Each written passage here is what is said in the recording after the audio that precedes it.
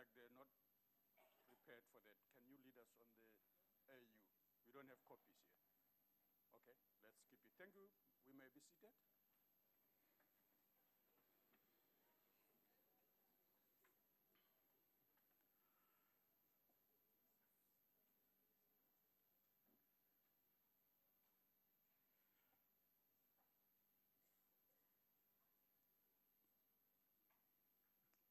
I would like to repeat our words of welcome to all of you present in the House.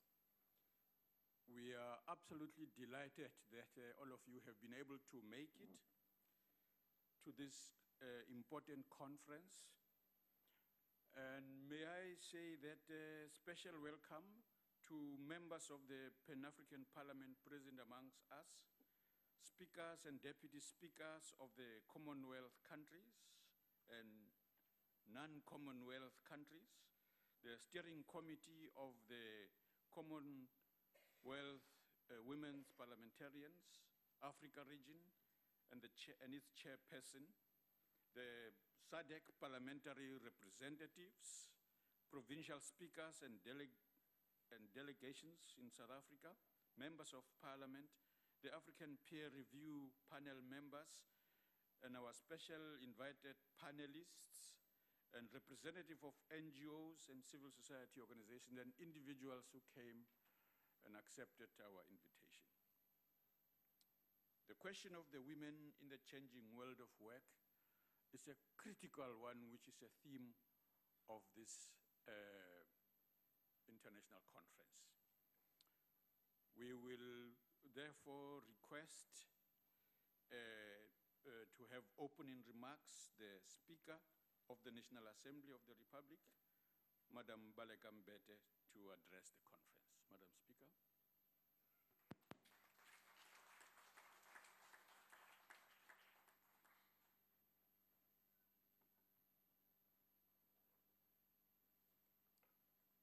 Thank you, Deputy Speaker, and the chairperson of our conference opening session this morning. Chairperson of the National Council of Provinces, Ms. Thandi Modise, our eminent international guests, honorable members, distinguished panelists, distinguished guests, ladies and gentlemen, and I want to particularly mention the Deputy President of the Southern African Parliamentary Forum, who is here with us, my sister Monica. I also wish to mention the chair of the Regional Women's Parliamentary Caucus, our sister Dr. Kabwila, who's also here. On behalf of the South African Parliament, I'm delighted to welcome you all to the People's Parliament. How can I not welcome my own sisters, the speakers of the provincial legislatures, who are here also with us? Namkelekile ne? Okay. Niyavuya ne? Bantu namkele.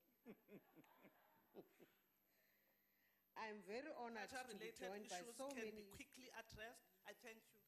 Thank you. DA. Thank you, Chairperson. Following on the matter raised by my colleague Elf Lee, is now as its work in 2000. Very much. African Brewer in 2016. The program 20 female over the tops and strengthen local economies, government. Honorable back to learn to support and has got charts. Lawfully. And when we make this, and the money in the Department of Money Gold Group, so the total of X-Mine were paid by the department. General government in the 10% to sweat hamburger, the minimum. Honorable member, already all Liberation of our country. members. Or otherwise, in relation to advancement of women in all sectors of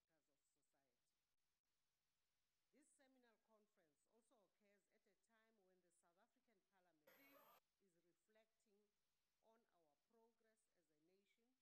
as a nation sayicubungula inhlolovo eyenziwe i-research Stats SA. Then emva kwaloko sizobe sesibheka ukuthi imapi ama-interventions afunekayo. Kodwa kumele sazi ukuthi already ama-grant ethu awu-150 billion ewonke. And imali eningi lapho isupporta abantwana.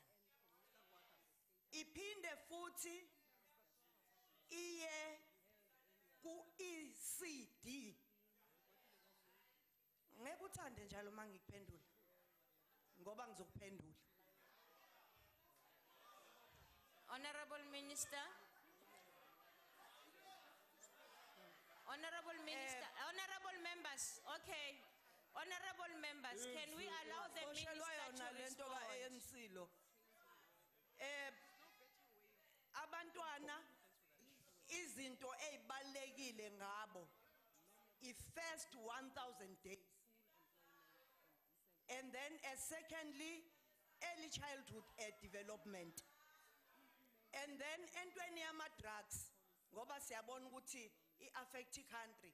It's one of the things that should unite us. Angaze ngibe no benten. Angaze nje ngibe naye shem. Point of order, Chairperson. Chairperson, on a point of order.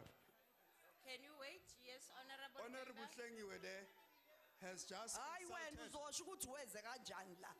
Can we Usukhuluma too much. allow the member to raise an order? You must tell us how you that came here. member of EFF has violated Rule 84. Start there. She has just insulted the minister, but she's having a pen 10. Please, can you rule so that she can withdraw that? Honorable Hlengiwe. Honorable members, I hear what you are saying. Unfortunately, my vocabulary is limited to what is Ben 10. I will look into that and come back. Continue, ma. Order, Chair. Laba bayazifana ngabe baqala i-nursery school la. Order, Chair. Bayayidinga. Can you please allow us to continue smoothly in this? Honorable member. But this is unfair. Ngihlalele phansi angaze ngisukume angimazi lo German Okay, party kuthiwa ngifunani. Leli honorable marshal member. le-ANC. Honorable member, that Alwa is lapho also vele ka-ANC not uba correct. i-marshal khona uzorespect abanye abantu. Honorable Minister, can you please conclude? You have 25 seconds left. Okwesithathu, izinto ze-violence against women and children. Ezawo wonke ama-South African. Order. And amapati ala onke kumele alwisane ne-violence against women and children. La bekhona bangabheki ngaphesheya because charity begins at home. Thank you. Thank you. It is by no means a stretch Thank you. target, but a precondition for the Thank you. reconstruction of the Thank populations you. between men and women. Begins at home. We have to maintain that in recent years, two parties were led. Charity begins at home. Thank you. The DA and the UCDP. Charity begins at home.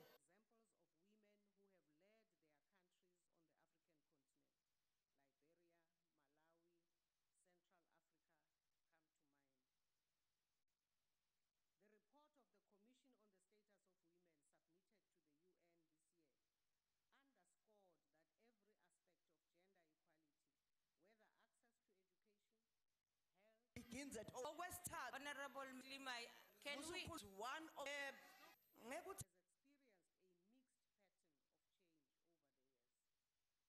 change over the years. Significantly too, the CSW 61 report begins at home. that the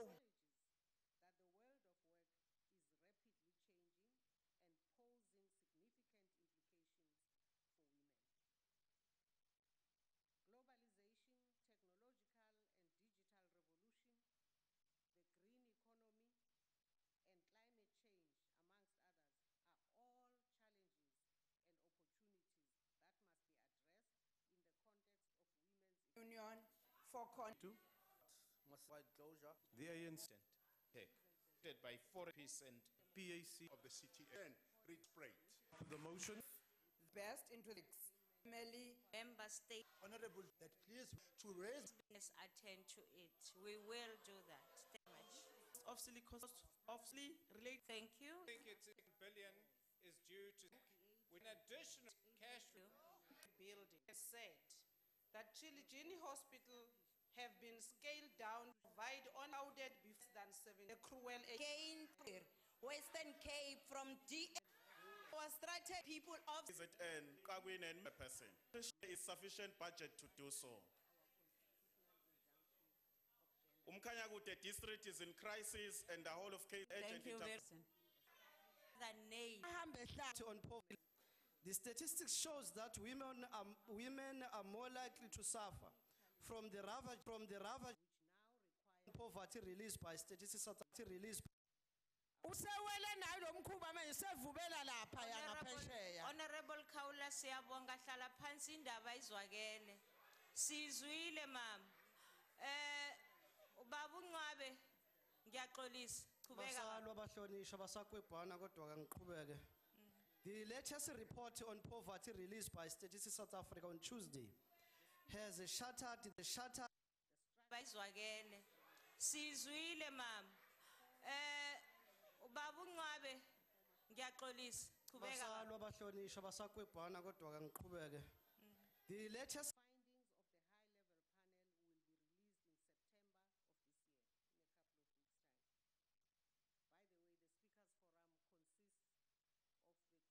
The latest report on poverty released by Statistics South Africa on Tuesday has shattered the illusion of a better life for all.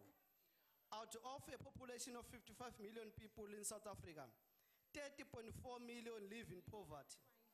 This is 3 million more than in 2011. The statistics shows that women are more likely to suffer from the ravages of poverty than men. But it is children and the aged who are the hardest hit. Most distressing of all, however, is that 1 in 7 people in South Africa suffer from extreme food poverty and will likely not have anything to eat today. The blame for the increase in poverty in South Africa must be laid squarely at the feet of government. The report points out pertinently that the key driver of poverty is unemployment. And judging by our unemployment rate of 36.4%, it is safe to say that government has failed dismally to facilitate the creation of sustainable job opportunities.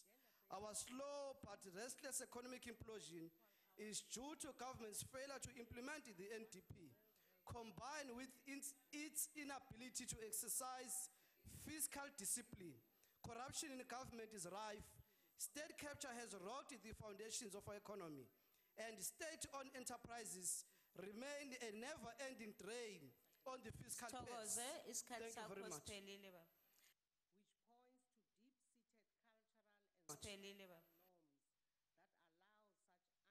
Pelile baba.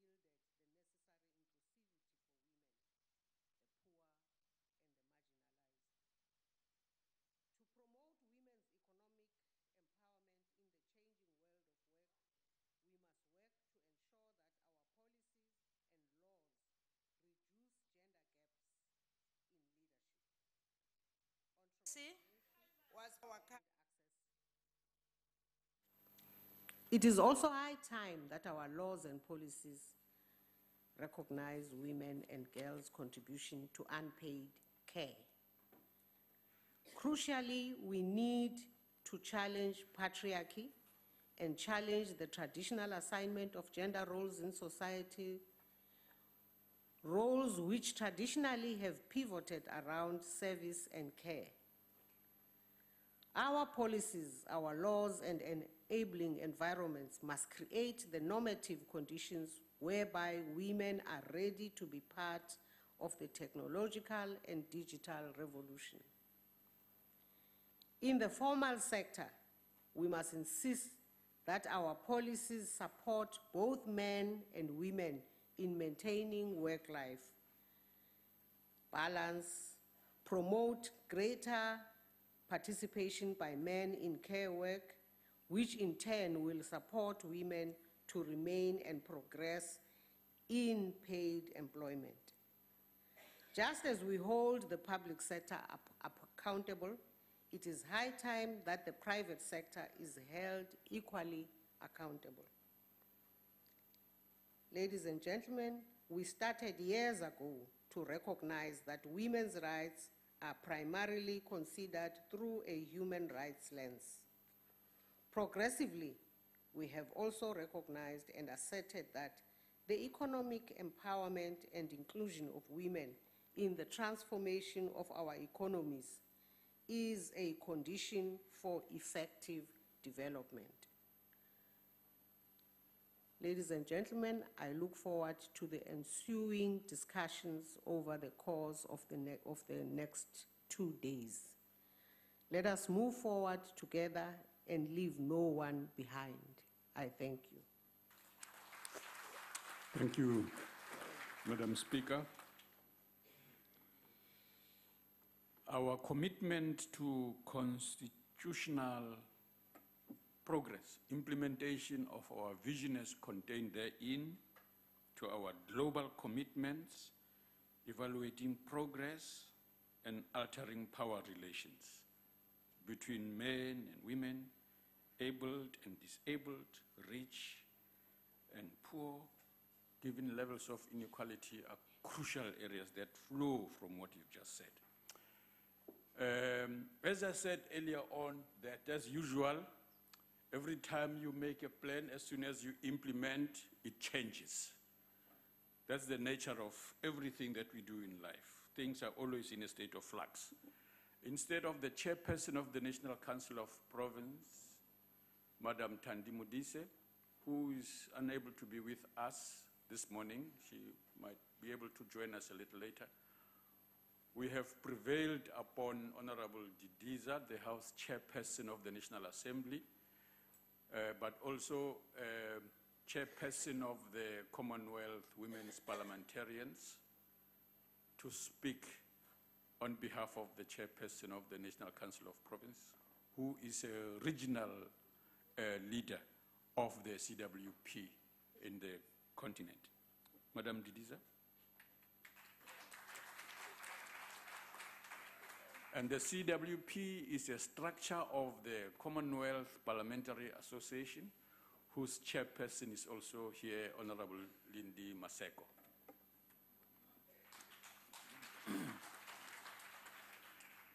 Thank you very much, Deputy Speaker and Program Director for this session, who is commonly known by the speakers of the legislature and the Speaker of the National Assembly and Chairperson as the boy child. Madam Speaker of the National Assembly of the Republic of South Africa, Madam Mete, Deputy Speaker, in your capacity as the Chairperson, the speakers of our various Commonwealth countries present here with us today, and Deputy Speakers, our speakers of the provincial legislature and your delegations, the Chairperson of the Commonwealth Africa region present here, the SADC Parliamentary Forum Chairperson, who's also here. It's Women's Parliamentary Forum. Women's Parliamentary Forum, who's here, and also the SADC Parliamentary Forum delegates who are here, the Pan-African Parliament representatives who are here, members of Parliament and provincial legislatures present, as well as the representatives of other multilateral and regional organizations present here, ladies and gentlemen, all protocol observed. Today we meet here as the women who are public representatives of our people in various parliaments, government and legislatures. I've forgotten our ministers, I saw them, some of them here, and deputy ministers, you are also welcome. We're here to reflect on the 27th theme for International Women's Day, Women in the Changing World of Work, Planet 50/50 by 2030. March 8 in each calendar year celebrate women's achievements throughout history and across nations. It is very interesting that in Africa, in 1962, the Pan-African Women's Organization was formed by African women as part of the movement to liberate Africa from colonialism and apartheid. Most of the time, 1963, the formation of the OAU is the day that is always remembered. But the those who were forebears, in my view, were women of 1962. Men followed us after. In our own country, we observe and celebrate women's achievements by remembering the 1956 women who took a bold step for changing the world by daring the then government of Straydom to demand the non-carrying of passes. Through their numbers, they acted. Through their diversity, they envisioned a non-racial character of a nation they wanted. In their unity from diverse political formations, they gave hope that it is possible to achieve success if we work together for a common good. Today, as we meet here, we want to reflect on the impact of the nature of our world of work and how it is changing continuously around us, thereby exacerbating the inequality between men and women, which has been known the gender gap. The Global Gender Gap Report 2016 by the World Economic Forum is useful in my view as a mirror of how we can positively and systematically measure the impact of our policies to narrow the gender gap and move towards 50-50 gender parity. In its introduction, it outlines the case for gender parity and say, I quote, "There is a clear value-based case for promoting gender parity. Women are one of the world's half population and eventually deserve equal access to health, education, income participation and earnings, potential and political decision-making power. However, it is pertinent to note that gender gap parity is equally fundamental to whether and how societies thrive. Ensuring the healthy development and appropriate use of half of the world's total pool has vast bearing on the growth, competitiveness, and future readiness of economies and businesses worldwide." Looking at the report at a glance, 4 specific areas were chosen for analysis to look at what is the gap between men and women. It looked at health, education, income, and labor participation, including political empowerment in the various regions of the world. I was attracted to look at how sub-Saharan Africa were faring in this regard. In sub-Saharan Africa, Rwanda is the only country that ranks number 5 in the global index, top 10, followed by Burundi at 12, Namibia at 14, and South Africa at 15. It is interesting to note that the countries in the region collectively have fully closed the gender gap in primary education. On health, the region, across all the regions of the world, has improved more than any other region. The region, sub-Saharan Africa, is characterized by high female labor force participation in countries such as Rwanda, Malawi, Mozambique, and Burundi, which have demonstrated women's participation in the labor force than men.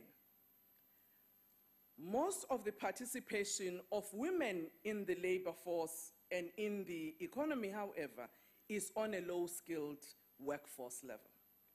Of note is progress that South Africa has made in closing the gender gap in women's labor force participation and earned incomes, as well as improved on the political empowerment sub-index. However, there is a decrease in wage quality. The report also looks at unpaid work, because while women have entered the labor force, they have remained in working on those areas that are still not remunerated, such as care and support. And I'm sure all of us here can attest to that. Seated here, even though we may be coming from Mauritius, Honorable Santibai, I'm sure you got a note from a husband saying, I don't see where's my shirt. And I'm sure, Madam Speaker Mbete, in coming here, you had to make sure that Ntate Khomo and the kids and everybody are all sorted. This is an experience that we have to undergo every time as women. So this global gender gap report also looked at that work which we called unpaid. Out of interest to me in observation in that report is what it looks at what stage does this gender gap in unpaid work commence? Interestingly, Madam Speaker, it says at a very early age. Girl children are made to undertake this unpaid work very early in their lives.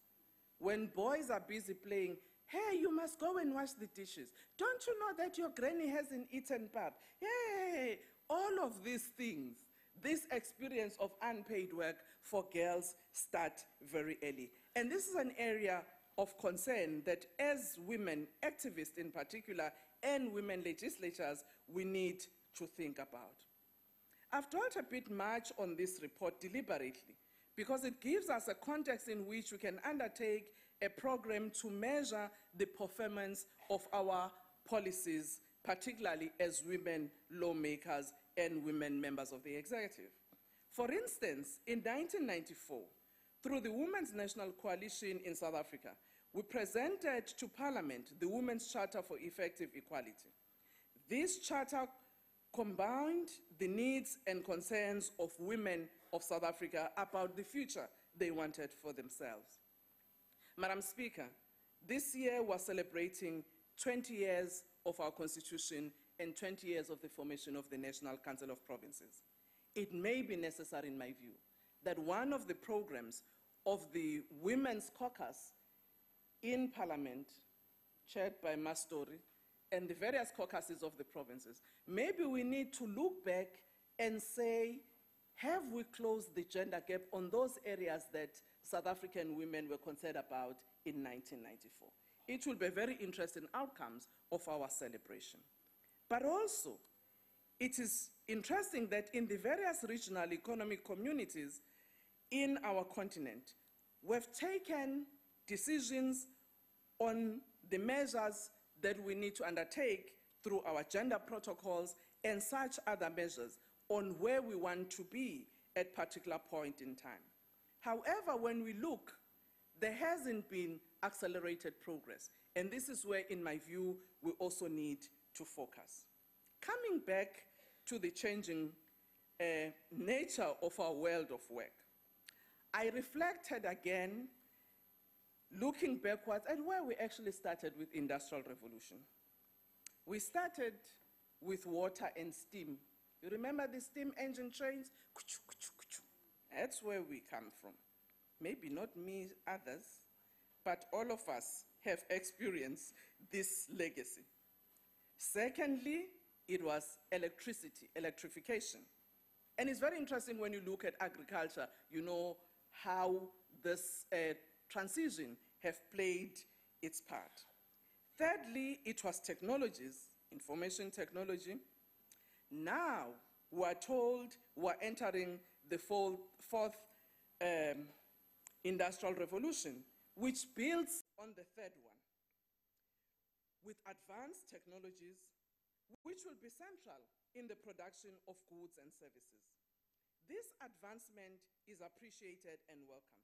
It has made life easier. Its speed, particularly communication, makes it possible to attain efficiency, and communications has made it possible to engage and interact swiftly and in a dynamic way. No more using a letter, post office to say, I have arrived safely in South Africa. By the time you go back home, the letter would still have not been there. But now you just press your WhatsApp and say, landed safely. Isn't that nice? Good. With Uber, you can track your child, how he or she is traveling wherever the Uber cab has taken her. So all of that is welcome and good. However, this form of advancement also poses some risks, particularly for governments and our people. The impact of these technologies will be felt, in my view, in a range of areas. For example, privacy of individuals. We have already seen the manipulation of identities, how easy it can be done through these technologies. We also know through fake news that you can be told that you are dead while you are walking in the streets of Cape Town, and people will start phoning you and wondering, where are you? Because they've just read on Mzansi Live or something live, you know, this satire news, which use technology. You no more need to read the paper, you know, buying it from the stand. You can look at that through your tablet and even your smartphones. So these are some of the interests, exciting developments, but also poses risks. The other reality relates to how governments are managing these, or are going to manage these advanced technologies, particularly on legislation and regulation, and also interacting with their citizens. These, in my view, can be put to good use.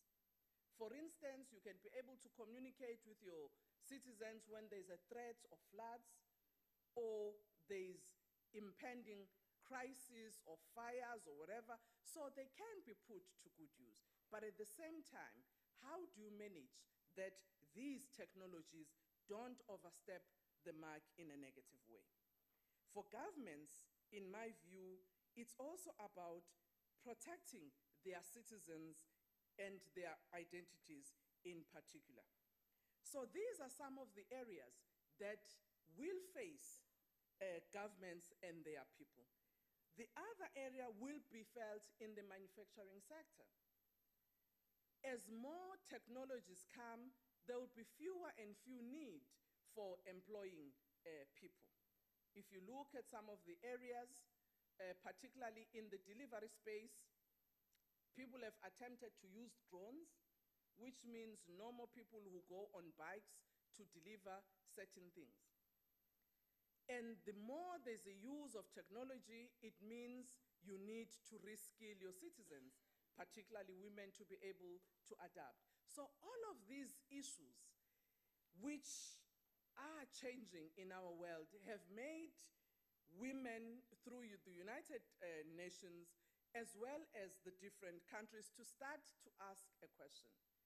How are we going to ensure that this industrial revolution that involves ICTs and technologies at a high speed is not going to displace women at work? How are we going to make sure that we prepare women to adapt?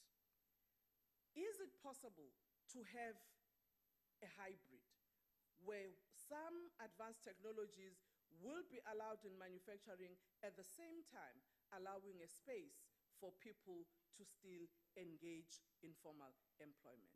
So the challenge for all of us during these 2 days is to grapple with these things and say, given the gender gap that we have wanted to close on a number of areas of our lives, how are we going to contend with this changing world of work, which may have a negative impact on women?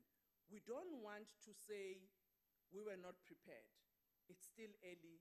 I'm sure we can do it. You, as legislators, have a responsibility to think what policies, what laws rather, you need to put in place to protect women. I thank you.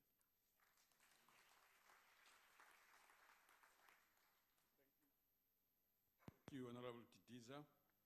The challenge of digital divide is a big one, given our levels of inequality in society.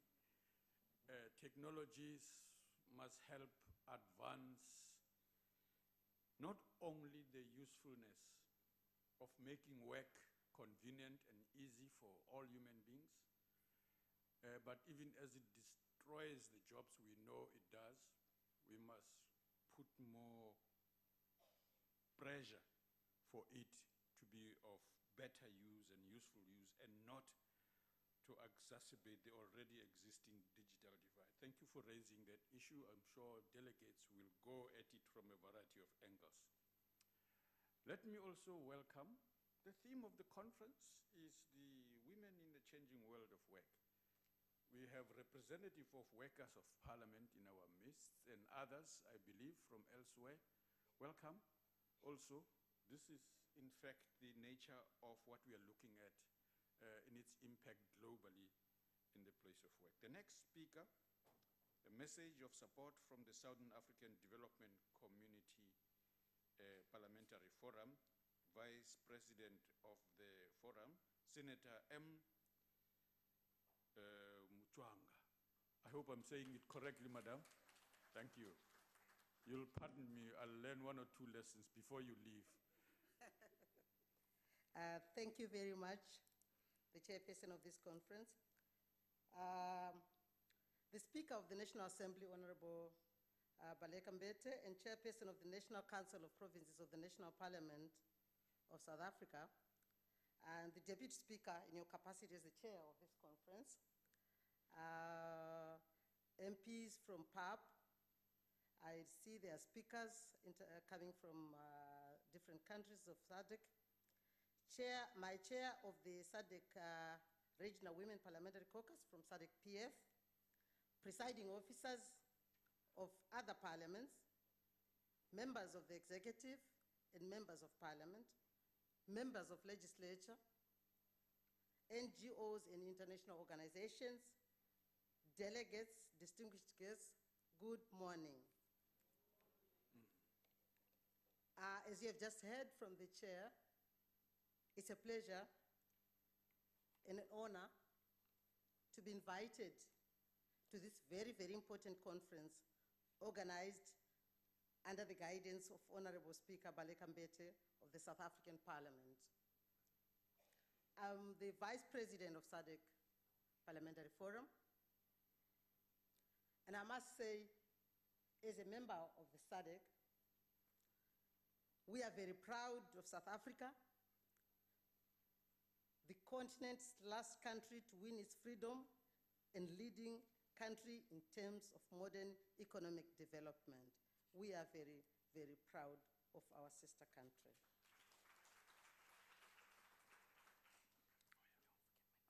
Today, we have SADC as a sub-regional group. Like any other sub-regional group in the world, such as EU, ECOWAS, IALA, and many others, the main purpose of those countries is to come together as neighbors, and clubbing together is to share in a common development agenda based on geographical continuity. Honorable members, SADC has another special, if not a unique attribute. Because of shared crucible of armed revolutionary struggles, the various countries have bonded to acquire a common political soul, engendered by the vicissitudes of wars in national liberation. It is at this juncture that I would turn to salute our host speaker, Baleka Mbete. In most cases, as women, we don't celebrate each other. And I think it's very critical at this point that I speak of that lady as I speak of that political soul of the SADC region. Here in South Africa, youth streamed out of classrooms into the streets in unprecedented numbers, defiant, protesting against unjust and cruel apartheid minority rule. Honorable Speaker Baleka Mbete boldly, with many others, faced those fascist police bullets. Her courage, together with others, went on to the world conscience about the evils of apartheid rule. It is that generation which took it upon themselves to fight for what we have today in our region. Chairperson, honorable members, ladies and gentlemen, we all know that Honorable Mbete is a survivor of the venerated Soweto 1976 generation that embraced the call to arms. Many of her combatant comrades never made it back from various battlefields that marked the swath from Lusaka to Cape Town, from Dar es Salaam to Walvis Bay, from Maputo to Luanda via Harare. And therefore, her position is not some gift of a male. It's not a gift of patriarchal dominated society turned benevolent. Not at all. It is a position earned through heroic participation in the struggle for freedom as a young girl, like many of us. We earned it. We are not asking for charity when we say we want to work. We want gender parity. We earned it. In the struggle, we fought side by side with our male colleagues. And therefore, it's a position which we earned women. We are not asking for charity.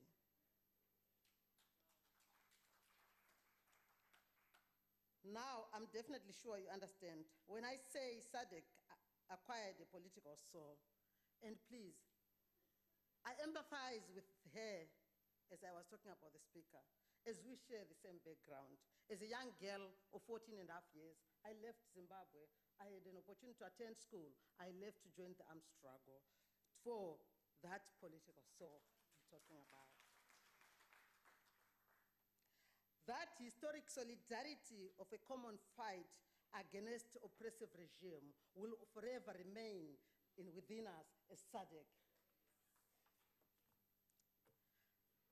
Turning to the immediate business of our conference, which we are seized with the task of fulfilling the aspirations that drove such a rich tapestry of historic sacrifices. We want women of this sub-region, late as they may have entered the full arena of political freedom, to catch up with their global counterparts in addressing the impediments that stand in the way of self-actualization. They also must join their male counterparts for the complementary mission for a better and more rewarding future for all of humanity. In SADC, we are faced with two tasks. One is remedial action that will correct the past lopsided gender relations.